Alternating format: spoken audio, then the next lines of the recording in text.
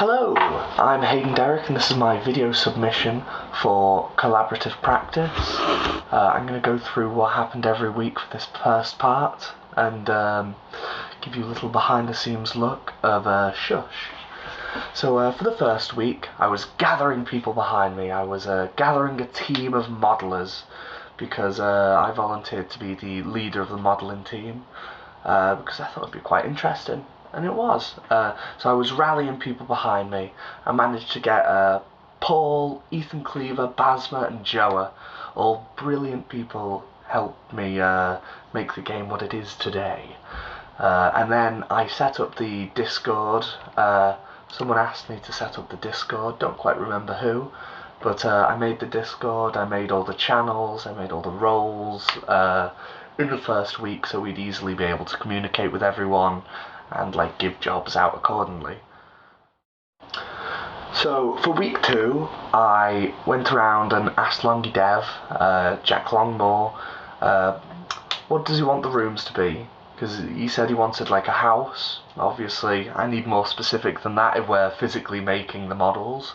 So he said he wants 8 rooms and nothing else, and I was like, okay. So I drew a few sketches, I'll show them on the screen now, and I made a house with 8 rooms, 2 stories because it's a big house, and a garage. All of them had to be big enough to have mini games in, so in the second week they also decided what mini games they wanted. So like in the toilet there's the pipe mini game, in the girls' bedroom there's the whack-a-mole mini game, in the garage there's the scale mini game, and in the kitchen there was meant to be a wire mini game, however that was scrapped due to not enough people in the mini game department. So week 3 we started building the first template of the houses based on the drawing I did last week and got approved. We gave everyone their rooms. We went around being like, what room do you want? This is what mini games are going to happen in this room, because by that time they decided what mini games were happening in that room. So I went to all my modelers and asked them, what did you want? So Paul chose the garage with the scale mini game. Ethan Cleaver did the girls' bedroom with the whack-a-mole mini game. Basma is in the kitchen with the wire mini game that's now scrapped, and Joa made the master bedroom, but as obviously the master bedroom has no mini game, he's also in charge of the boys' bedroom, which is where you spawn. So other than that, Paul made a template for the gameplay overview. They asked for like a 3D model per se, just, you know, a quick like this room, this room, this room and this room, so they could put it on their documentation, while I was working on the like official walls, models and textures and all that. On week 4 I was actually on the train a little bit, and I started drawing some ghost models, or like the enemy models, now the famous Shush Ghost. As you can see, here's my art book. There was many different phases. You've got like this creature that you can't really tell what arms is what, and it's running at you with its big ear, because the whole point of Shush is obviously the monster hears you and it doesn't like that. And then I drew a little cute ghost in like in Longy Dev's style, and then obviously on the top page there's just like a bunch of random ideas, like a child that would sit in doorways, a guy with a weird head, maybe robots, guy with a tilted head, yet another ghost, and a guy with a shattered head. All just concepts that could have been, but weren't, because where me and Longy Dev agreed the bottom one was a lot cooler. I also did general modelling this week, and by this time the template was fully made, and we went into class. It was on a first person template, as the VR people had given us nothing so far. They had no like no movement working because they were working with the Vive, and yet everyone had Oculuses, so they were trying to port it over to the Oculus. So I made it in a VR template and then asked Sean to port it over because he was sort of in between two groups. Elliot's group being VR management and audio, and yet Leon, who's the leader, and Elliot didn't really know what he was doing. He was working on modelling something, so I thought I'd go over and be like, hey, that's not your job, can you do this instead, and tell me when you're done. And he did. He came over and told me when he was done. He said, oh, it's all uploaded to GitHub, and then I'm just like, brilliant. Next time we can actually work on that. Next week he doesn't spawn in, he doesn't appear, he doesn't show up. More power to him. We go onto GitHub, we can't find anything. We ask the GitHub people, they're like, oh yeah, I don't think he's pushed anything. It's like, oh, brilliant. So yeah, that was the first mad losing of a file. Haydon, can you make a new template? Yeah, sure. VR team just wanted a template too in a normal VR, which is absolutely fine. You know, it's all good. I made it, uploaded it. I think I'm having a time lapse in the background here.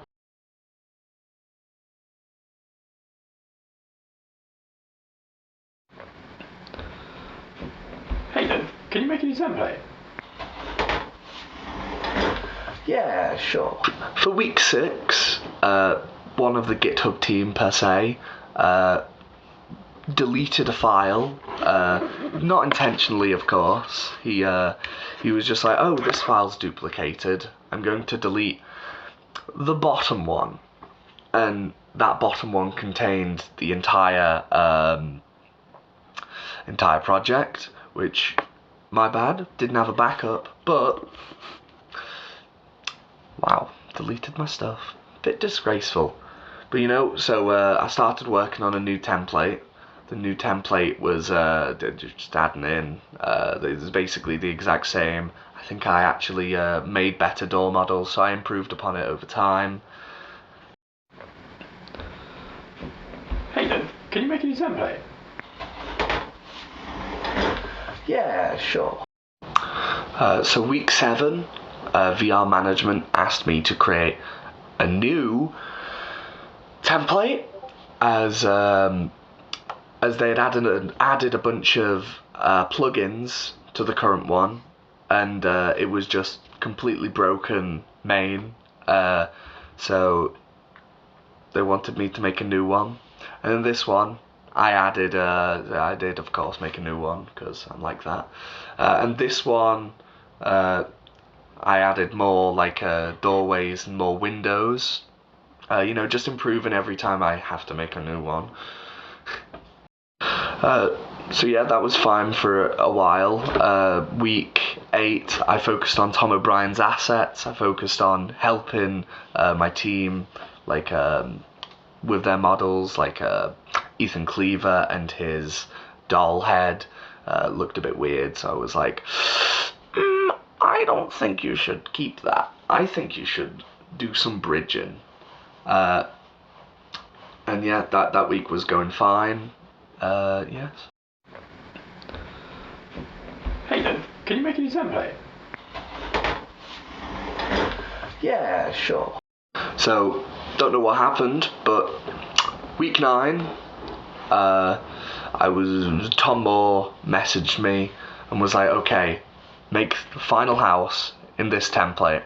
And at this point, everyone was debating whether to turn it to third person or first person character, or scrap the idea of VR. So Tom Moore made this template. I don't know what was inside of it. It looked like a normal template, so he sent me it. I put it in the house, and then Elliot and his team did all the movements and like fixed everything up, and it started finally coming together and looking like an actual game. Because all of the assets were like, because I made so many assets like paintings, cupboards, just from all of the like redos. Every time I would make like a new asset to add, and it would perfect it. So now it's got like in the living room a curved like a living room part, a curved front of the living room, if you will. I probably will have an arrow pointing to it. So for the 10th week, I focused on Tom O'Brien's minigame, getting all the parts he wanted. He made brilliant documentation for me to use. I was able to fully understand everything he wanted modelled, everything he wanted textured, what the theme of the room he wanted. He wanted like a grimy theme, and at first, of course, I made it clean and then slowly grimed it out until it is what it is now, which is like this pipe mess where there's grime and grease everywhere. It's rather cool, in my humble opinion. But yeah, like we worked together on getting what the aesthetic would be. And in after that lesson, I went to the games night, and when everyone was playing games, me and Callum managed to sort out grabbing plates for the first time, and we're able to throw them. We did some like tests. It was rather fun. So going further beyond week 10, we merged my assets with Tom O'Brien's minigame, and we tested that a whole lot because over the Christmas break I got a VR headset and a cable, so I was able to let him test his minigame properly, sort the bugs out with him while he's like on the headset or I'm on the headset, and change stuff, help things move along quicker. Same thing with Elliot, who's been working on smashing plates and the movement. Obviously was able to test that because over the Christmas I got the VR headset. Yeah. So, as you can probably tell by mine and probably a lot of other people's, the GitHub team sort of slacking. Not much thing going on. Instead of sorting the problems, they sort of just made a new thing, deleting everything that was in the last. But that's fine. We got where we are in the end. There was a lot of mixed wires. Like, everyone thought the GitHub team at the very end would put everything together, and it just ended up being me, Jack, and Elliot, and Tom O'Brien putting all of our stuff together. I've put Basma's stuff in my game, in mine and Tom O'Brien's thing because she asked me to. It was just all very confusing for everyone. There was a Trello, however, no one used it, so at the end it just stopped getting updated, which is kind of sad because it was a very useful tool. On week 6, we asked our lecturer, Nathan Duell, his thoughts on our progress so far, and he was a bit concerned how we don't have a demo, and he felt that by now we should at least have a demo or something like that. So he was like, you should probably make a new GitHub, because of the amount of issues that are on the main one.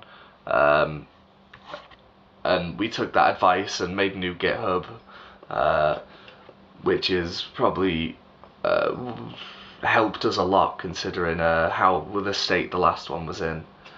I also did a bit of coding, blueprinting coding, and also material coding. For example, most of the walls use the world alignment texture to make it like a infinitely looping, and it uses the world position, so even if you have two walls, as long as they have the same texture, they'll always be like smooth on one next to each other. And here's the code for that. You can see also I've controlled what specular, metallic and roughness it has, and given it a normal map so it reflects a little, it has a bit more nicer, tiler feel, because I'm showing you specifically the tiles.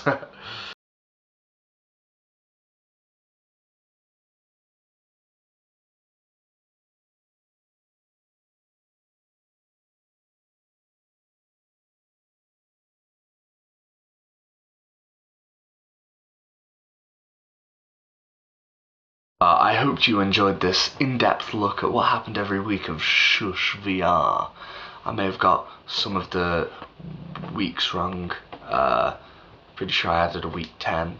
But that's basically how it went down.